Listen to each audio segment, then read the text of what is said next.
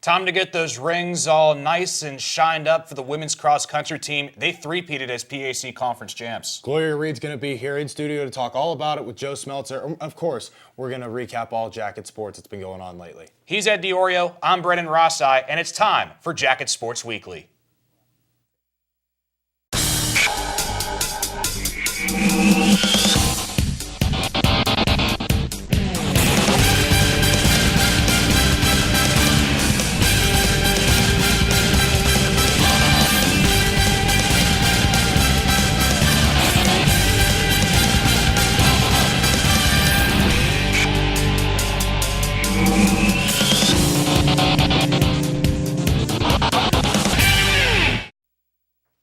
Welcome into Jacket Sports Weekly. While we do have some championships to talk about in this episode, we're going to start with the football team that is coming off their bye week and has a chance to further their season if they can win one of the next two games. But the next one we're going to focus on is quite the task. Well, the next two games are quite the task. Case Western coming up this week, W&J the following week. Certainly not the most ideal teams you want to play in order to qualify for that bowl game. But if Waynesburg is going to drop one of these two games, more than likely it's going to be Case Western. You take a look at the Spartan team. They're led by freshman quarterback Drew Saxton, who's been tearing up opposing defenses. He's up there for possibly PAC Quarterback of the Year for the President's Athletic Conference.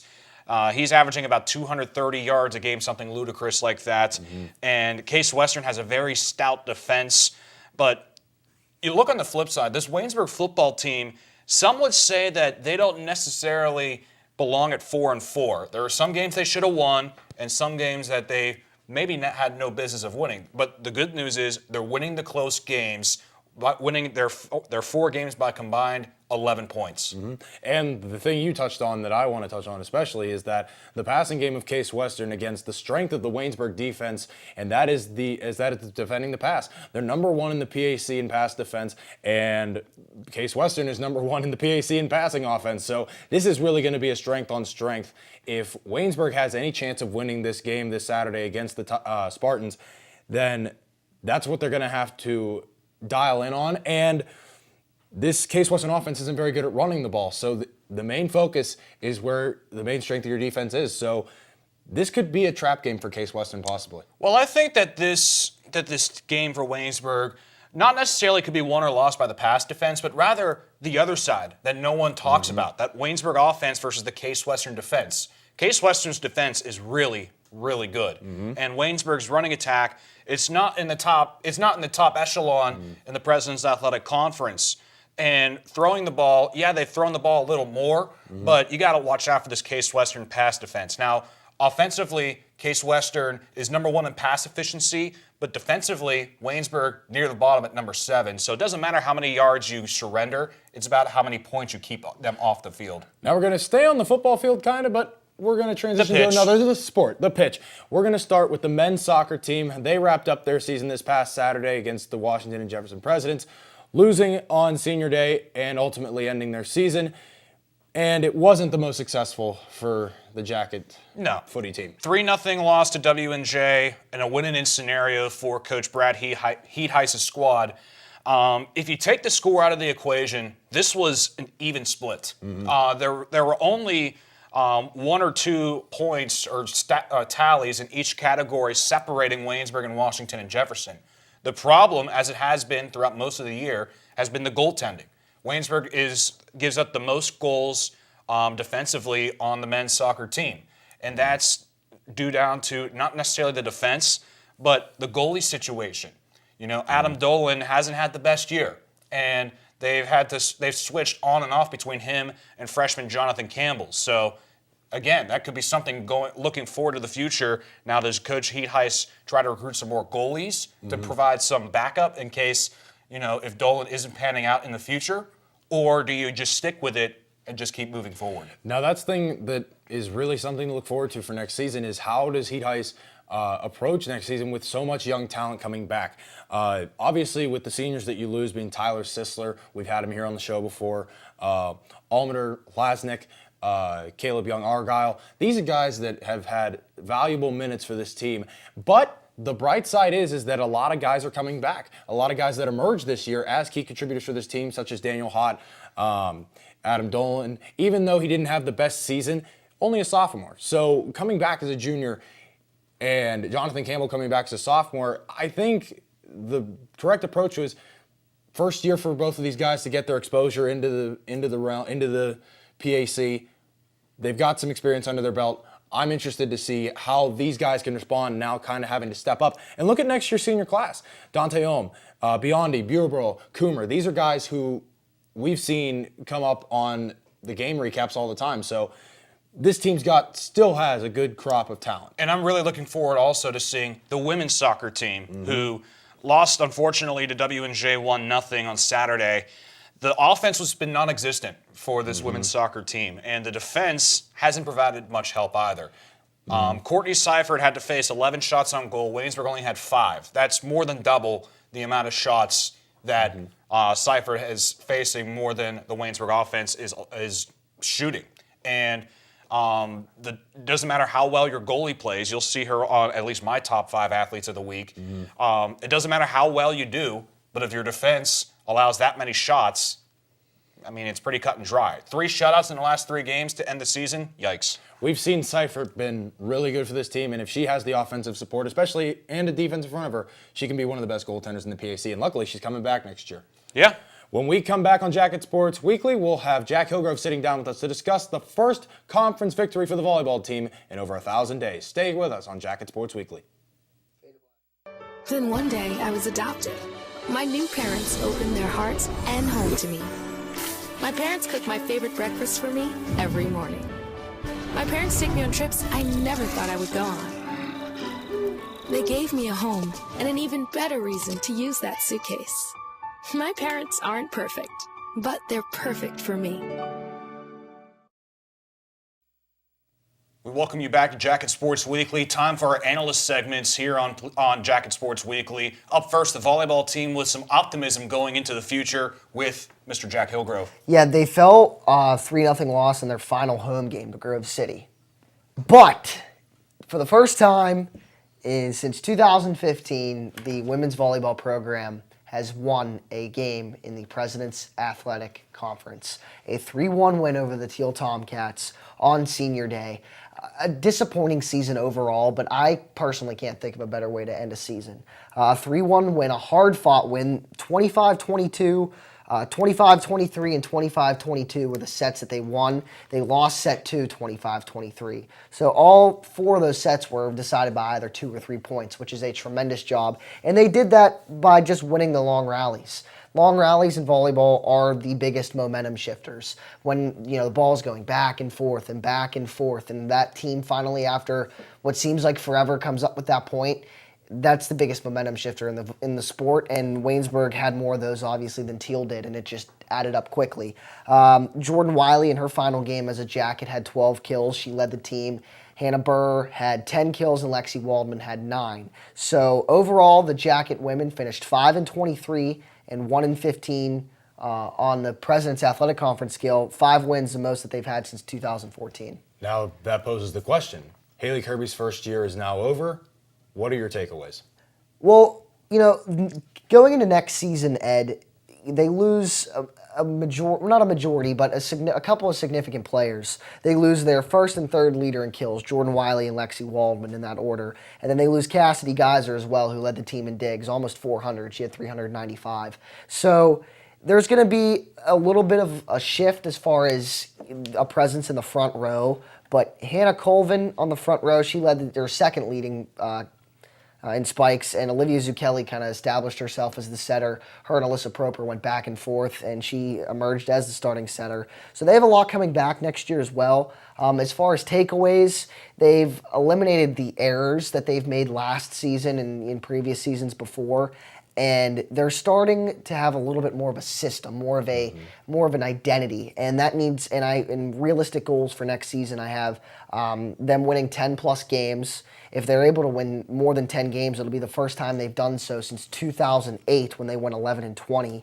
And the second one I wrote, Haley Kirby needs to start a volleyball tradition at Waynesburg because it's not really ever been established. In her at her previous school, she had her teams go up in years as far as wins, and I expect her to do that as well here at Waynesburg, and that's just what it's got to be. Yeah, and in the volleyball team, there is nowhere to go but up from here, and hopefully some more success will be brought on in the future. Colin McLaughlin joins us next for the men's soccer team on Jacket Sports Weekly.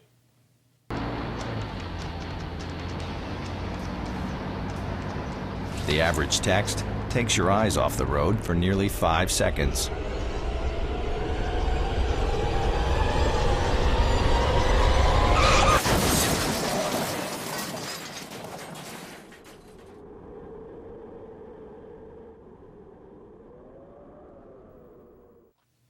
Back here on JSW, Colin McLaughlin's here now to talk about the men's soccer team. And Colin, another disappointing end to the season for Woo Footy on the men's side.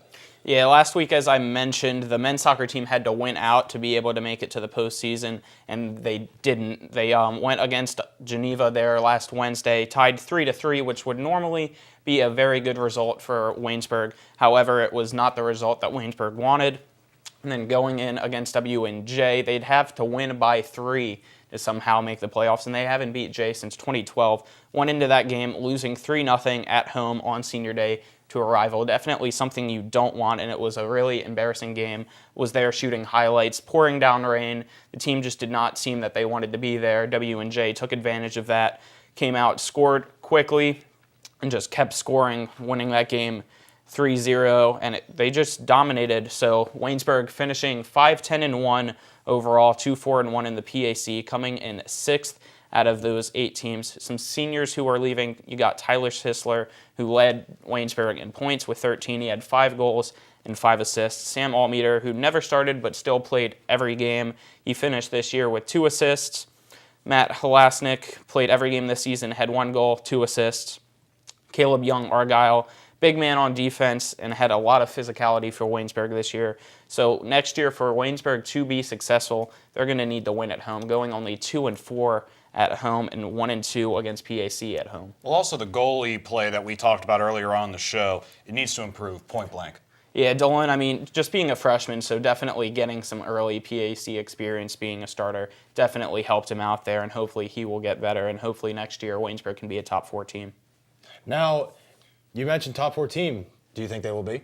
Hopefully we will see. I mean, they got a lot of young talent, so. We will have to see. When we come back, we'll talk about women's soccer on Jacket Sports Weekly. Stay with us. The average text takes your eyes off the road for nearly 5 seconds.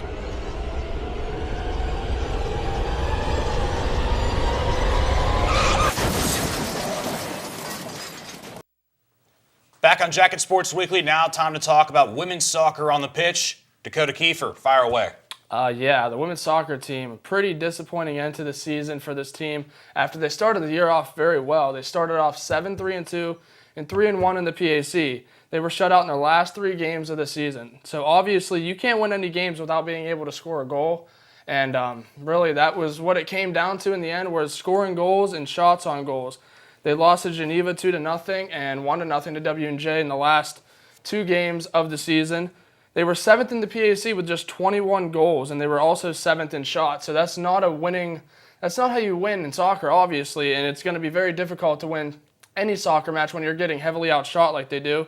The loss against Geneva was the final daggers. They needed to win to stay alive for the 4-team PAC playoff tournament. They lost that, so really going into WNJ, it wasn't a very meaningful game because they were already eliminated, but it's another game that they, unfortunately, were shut out in on senior day. They lost 1-0. Pretty disappointing. This game was a bit more lopsided in terms of shots and shots on goal than was Geneva. Geneva, the shots on goal was only 3-2. This one, it was 11-5 in shots on goal, and I just want to add that Courtney Seifert played very well, stopping 10 of 11 shots on goal. She looked really good. The team as a whole did not look very well in the last 4 games, really, and they struggled in that one. And overall look at the season, they had a very promising start, as I mentioned. They ended up with a 4-game losing streak, which is something that you cannot do if you want to win in a top 4 spot in the PAC. Concern for the Jackets, they need to shoot and shoot often, because when they don't, the other teams will, and it becomes a defeating process for the goalkeeper, who played very well, but she gets exhausted after a while. And that's another player I want to mention. She is going to be gone after this year, is Seifert. She is listed as a junior, but she's graduating earlier, so Seifert will not be back next year. That's going to be a big loss for this team, because she was the main bright spot this year, I believe. She played very well, had the most saves in the PAC with 108. A couple other players. Natalie Fortner, they're losing her. She's going to be graduating. She had 7 points this year, 3 goals. She played very well, but there are players to look forward to next year, and Emily Hill and Joe Moyer. They both had 9 points and 4 goals apiece. So I think they're going to be the leaders next year, and they're someone that this team can build around. And I think it's still possible they finish in the top 4 in the PAC next year, but they need to find a good goaltender. Corey Fisher joins us next to talk men's cross country on JSW.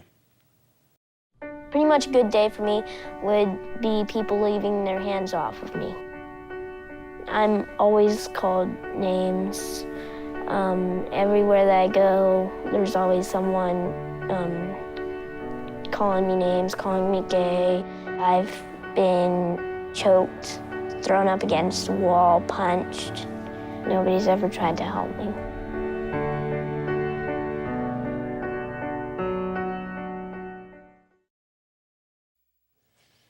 Back here in the WCTV studio for Jacket Sports Weekly, Corey Fisher to talk about the men's cross country team.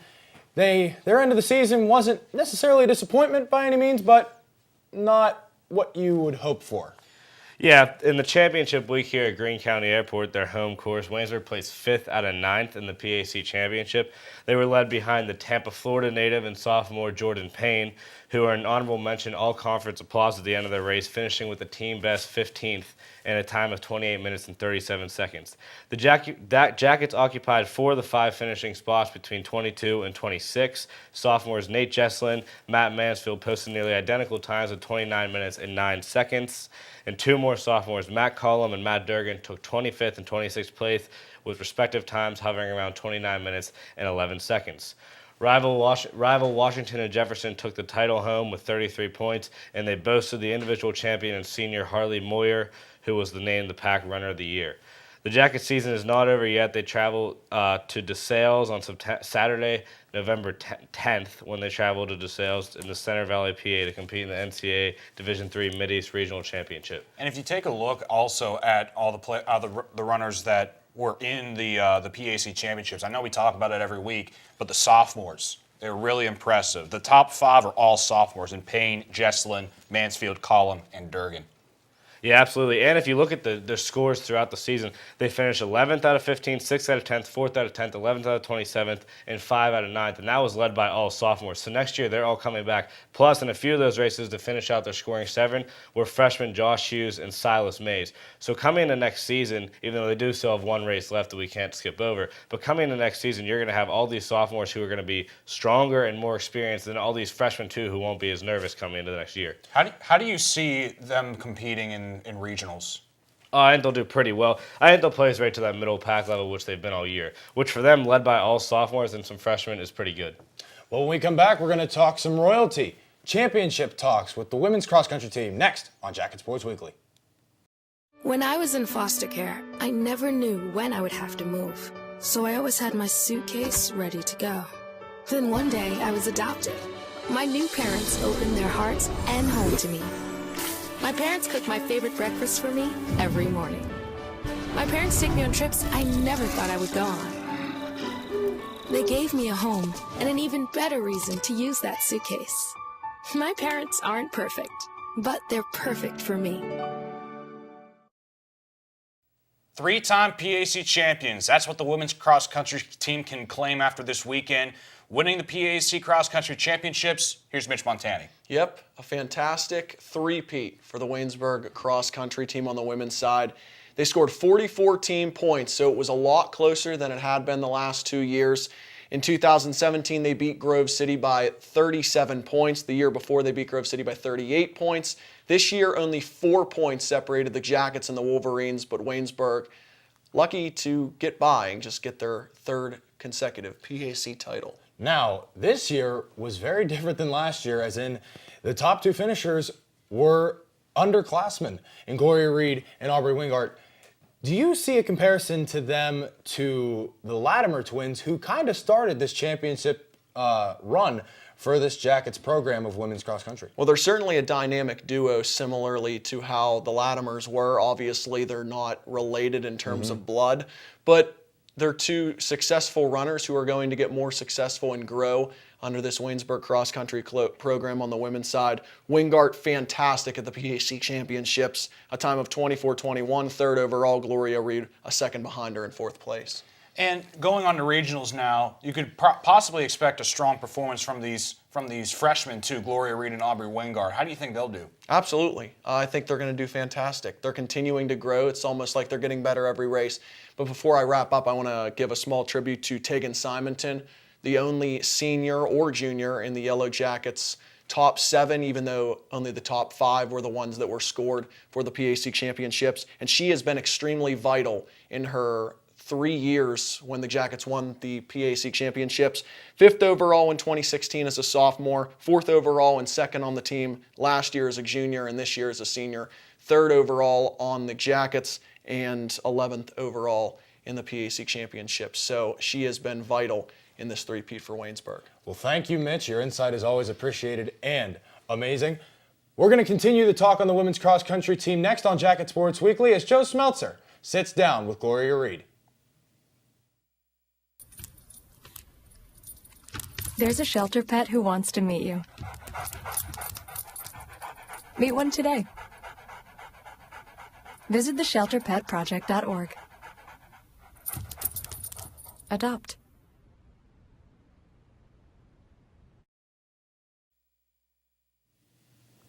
Welcome back to Jacket Sports Weekly. I'm Joe Smeltzer here with Gloria Reed, a freshman on for the third year in a row, President's Athletic Conference champion, Waynesburg women's cross country team. Gloria, first off, thanks for being on the show and congrats on Saturday's performance. Yeah, no problem. So it was a tight race between Waynesburg and Grove City, only 3 points, separating the teams.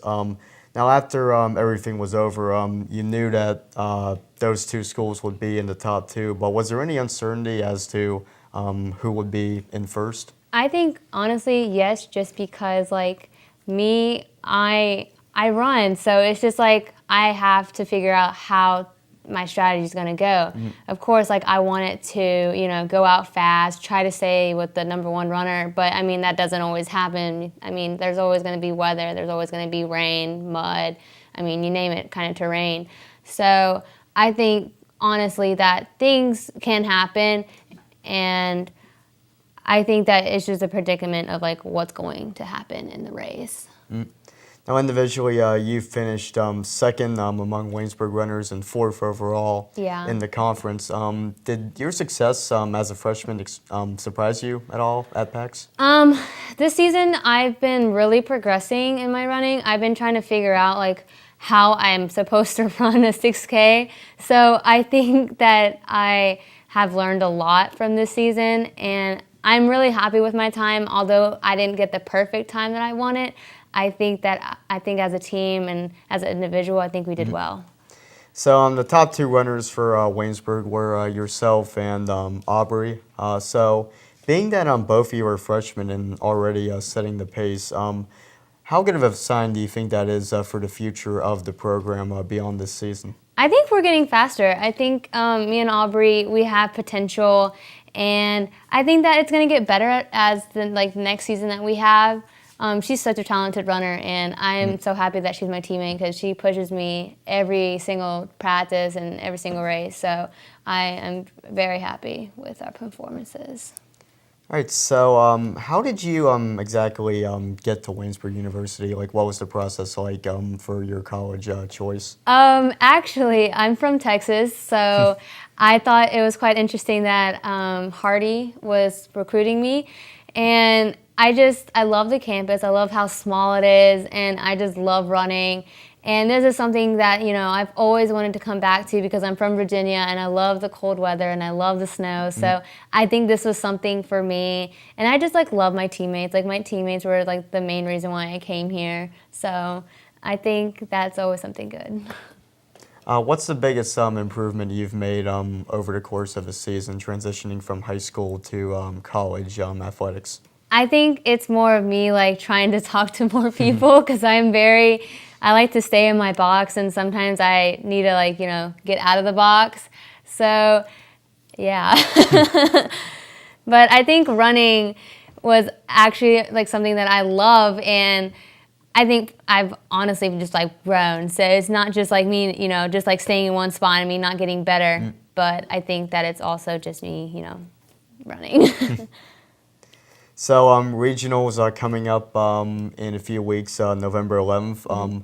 What's kind of the expectation for the team, and what's going to be done in these next few weeks post-PACs to kind of get ready for regionals and hopefully making a run at qualifying for nationals, which Waynesburg has never done? We as a team really want to go to nationals. Like that's one of our main things that we want to do. I think that it's possible. We just have to really work at it. And I know that's going to be hard and that's going to be blood, sweat, and tears, but I think that it's going to be a great experience. And if we don't make it this year, then we have another year to do it. We have 3 more years, so I think it's possible. All right, thank you for your time, Gloria. When we come back, Brandon and Ed will break down the top 5 athletes of the week at Waynesburg University. Stick around.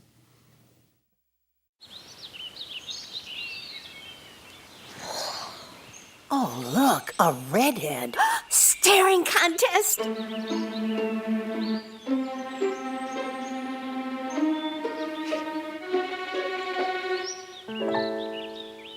You still got it. I know. Come alive with the forest. The dad was cute. You were looking right at us. Visit discovertheforest.org to find a forest near you. Time for our final segment here on JSW. It's our top 5 athletes of the week. Brandon, you want to start us off? I will. And starting things off, number 5, Jordan Payne, for his honorable mention All-PAC honoree that he got in the PAC Cross Country Championships, 15th place in the race. Number 4, Courtney Seifert. She did all she could against W&J, stopping 10 of 11 shots in the loss to the Presidents. Number 3, I have a collection, if I'm even allowed to do this. It's the volleyball seniors, all leading the way to Waynesburg's first conference win since 2015. Number 2 and number 1 both come from the women's cross-country team. I'm going to lump them together. Number 2, Gloria Reed for finishing in 4th place. Number 1, Aubrey Wengard finishing in 3rd place.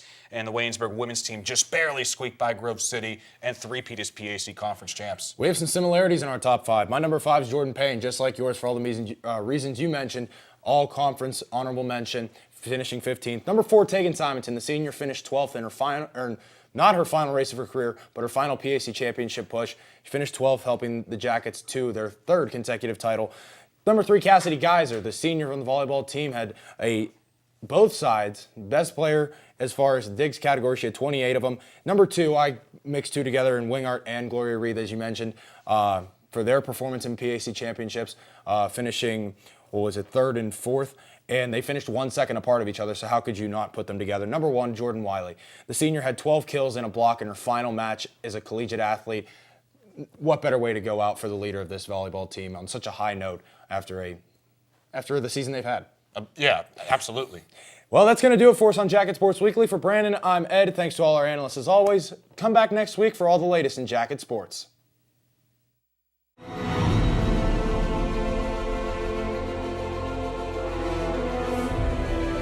This has been a production of Waynesburg Community Television.